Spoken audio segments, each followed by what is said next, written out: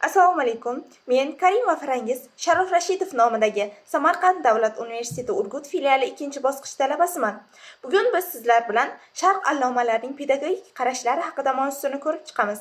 Bugungi mavzumiz quyidagi rejalardan iborat: Sharq pedagogikasining umumiy tushunchasi, mashhur Sharq allomalari va ularning pedagogik qarashlari, Sharq pedagogik qarashlarining umumiy xususiyatlari kabi rejalarni ko'rib chiqamiz.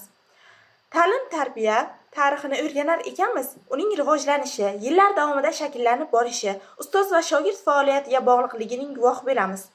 Eng qadimgi davrlardayoq mudarrislar, ya'ni o'qituvchilar, ta'lim va tarbiyaning samarali ta'sir usullarini qidirib topib, hayotga tatbiq eta boshlaganlar. Buning natijasida eramizdan oldingi davrlardayoq ta'lim-tarbiyaning samaradorligiga erishilishi uchun o'qituvchiga bo'lgan talablar kuchayib bordi. O'qituvchi mahoratini takomillashtirish yuzasidan turli g'oyalar, nazariya va tavsiyalar paydo bo'la boshladi.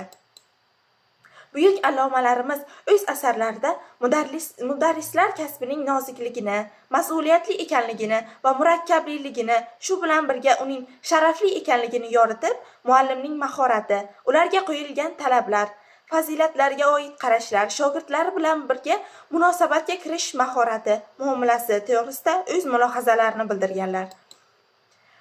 Abu Nasr Farabiy 873-930 yillarda yashab o'tgan bobomiz, u O'rta Osiyo xalqlari madaniyatining rivojlanishiga ulkan hissa qo'shgan olimdir. Farabiy arifmetika, geometriya, astronomiya va musiqani muhim tarbiyaviy fanlar deb ataydi. Ta'lim-tarbiya insonning aqliy va ma'naviy rivojlanishi bilan bog'liq deb hisoblagan. Uning fikriga ko'ra, pedagogika nafaqat bilim berish, balki axloqiy fazilatlarni shakllantirish san'ati hisoblanadi.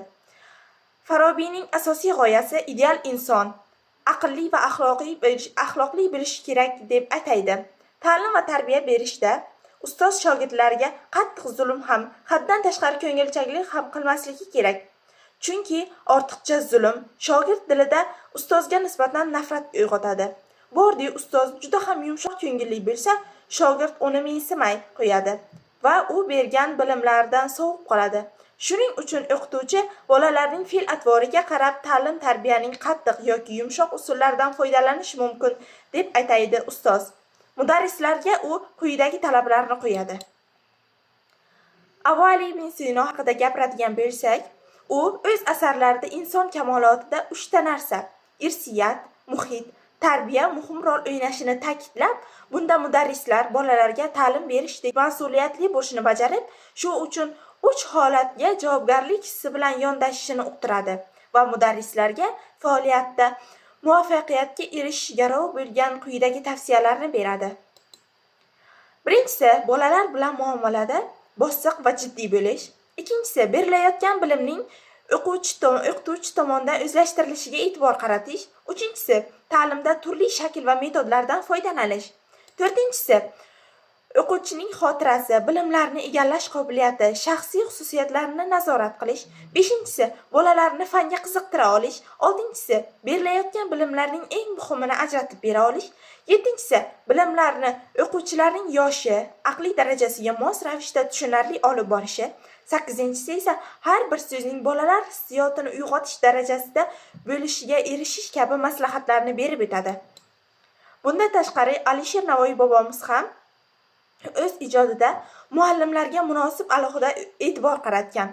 Uning fikricha, har bir inson o'ziga ta'lim va tarbiya bergan ustozini, o'qituvchisini umrbod hurmat qilishi va uni e'zozlashi kerak deydi. O'qituvchi mehnatiga har qanday xazina bilan o'lchab bo'lmaydi deb ataydi buyuk bobo kalonimiz. Uning pedagogik qarashlarini aytadigan bo'lsak, ta'limning maqsadi shaxsning ma'naviy va madaniy kamoloti. Ona tilida ta'lim berish tarafdori bo'lgan.